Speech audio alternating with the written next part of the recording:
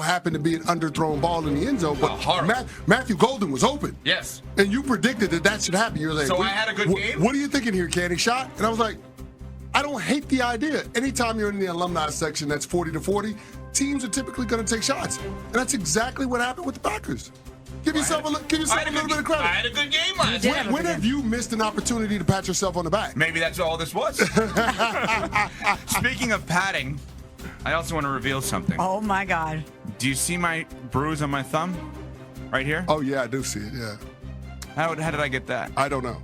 You don't know? No. I saw nothing. Well, we were at a huge party before the show, and I found a football.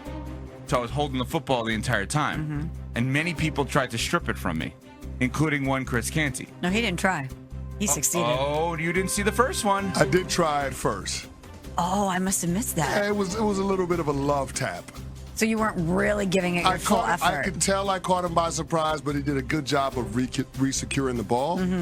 And so I had to make sure the next time that I went in, let Evan Cohen know, I used to play in the NFL. That's right. I know how to do this. Yeah. Turnover circuit, we're used to getting the football out every single day in practice, trying to do it in the games. I think I can do it against the Ocho. There's a step you don't cross. He had to show us that he's the resident Super Bowl champ. Oh, and did he ever? Because I'm not kidding, ladies and gentlemen.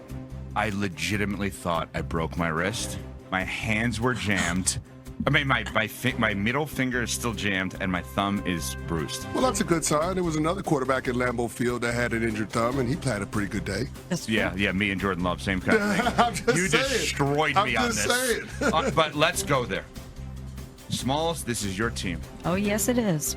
They are so good in the way in which, I mean, if you think about it, 27-18, they beat the Commanders last night. It wasn't that close. It was not that close. Nope. And they beat Detroit in week 1. And your quarterback threw for 2 touchdowns and had a big run yesterday as well. And your tight end, Tucker Kraft, had over 100 yards receiving.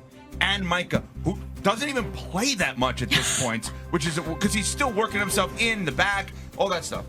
Smalls, your team is phenomenal. We are so good. We are so good. And you're right. It's a full team effort. It's not just the quarterback carrying the load for the offense. It's not just Micah and the defense carrying the day. It's the entire team, top to bottom, executing and working with cohesion. Jordan Love, you mentioned the touchdowns, Zev. Also, it's his 9th straight game without an interception. And yes, I know that we need to see that throughout the beginning of the first half of the season, but so far so good for Jordan Love. Micah and the defense, unbelievable. Micah, 6 pressures on 32 pass rushes, the most pressures by any player for either team in this game. They look unbelievable. And to be able to start the season beating the Kings of the North from last year and the Detroit Lions and being able to neutralize that offense, the most explosive unit in the NFL last year, and then follow that up with a week 2 performance against Jayden Daniels and the Washington Commanders, a team that was in the Final Four last year. They have made it known that they are here to play and that they are thinking Super Bowl. This reframes how I look at the Detroit Lions game week 1.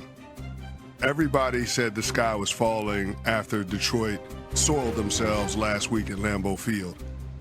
It feels like they discredit the Green Bay Packers when saying that. I don't think people realize how good this team is, how good this defense is. Early on, Evan and I were trying to figure out what the hell Matt LaFleur was doing, going for it on 4th down. And we realized Matt LaFleur is doing that because he knows he has an elite defense. There is so much more margin for error. And we had Mark Chmura as a part of what we were doing yesterday here in ESPN Milwaukee. And the point that he was making was that when you have a guy like Micah Parsons, when you have an elite defense, it allows you to be so much more aggressive. You know, he likened it to when the Green Bay Packers in the mid-'90s added Reggie White.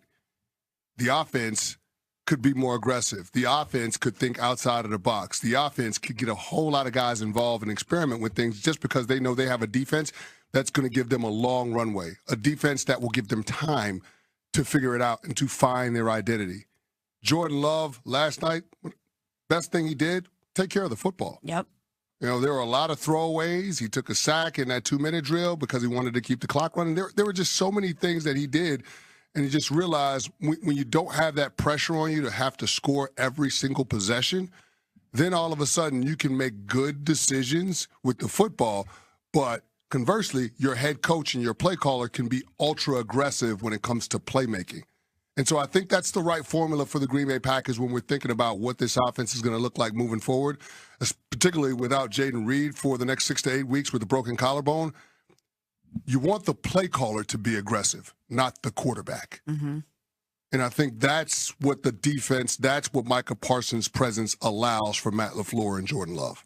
You know, I don't want to do this to exactly this way with this team, but I remember the year the Warriors won their first title. I saw them play in Miami against the Heat. My dad and I went to the game. He was in town, and we're looking at Steph and Clay, and we're like, this team is special. There's something about – I didn't think they were going to win a championship. That's how I felt last night.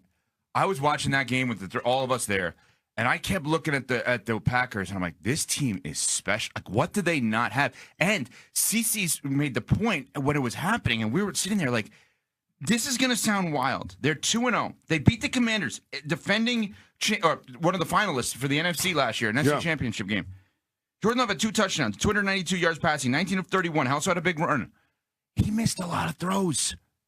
There's actually more to be had. Yeah. They're much He missed better two than wide monster open explosives to Yes. Matthew Golden. Yep. The one early on that was underthrown on the 4th down, and then there was one, I believe, in the second quarter that was overthrown. Yeah. 2 And not monster enough throws. zip on a couple of his throws also. Like, they have things to correct.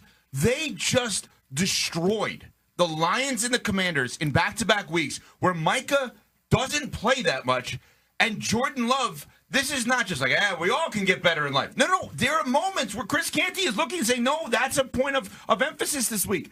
Smalls, you got to win the Super Bowl. That's what I left there last night thinking, you got to win the Super Bowl, and I need ice for my hand. But you got to win the Super Bowl. Yeah. They're that good. And I know it's only 2 weeks, small sample size, but I don't think we're overreacting. I don't think we're overreacting based on the quality of opponents that they've had in the first 2 weeks and everything that you just said. They look outstanding from top to bottom, and that's still not their peak. We still think they have another gear on both sides of the ball. What is there not to like about this Packers team right now, or not to I mean, obviously, knock on wood, health